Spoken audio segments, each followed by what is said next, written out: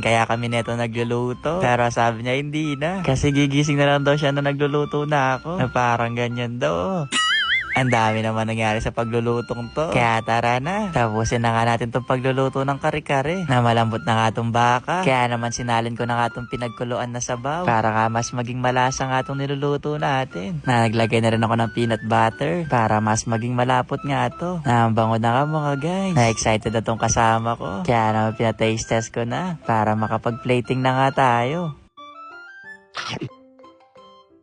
Approve naman daw to kay Mi. Pero tingnan natin kung approve ba to kay Tita. Tumango naman mga guys.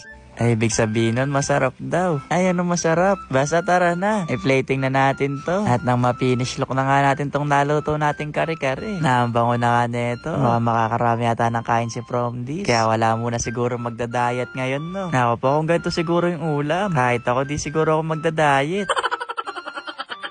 Mas masarap nga daw to ng may nuts. Kaya naman naglagay pa kami dito sa taas. At syempre, mas masarap nga to kapag may bagoong. At eto na yung finish look mga guys.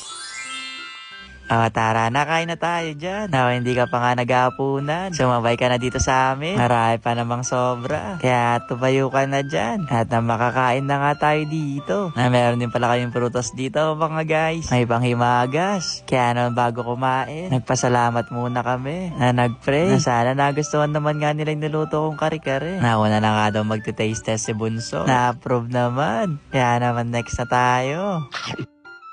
Na-approve din pala to kay Mi. At syempre, huwag niyo nang tanong sa akin kung approve ba to. Approve na approve. Sino ba nagluto na itong kare-kare?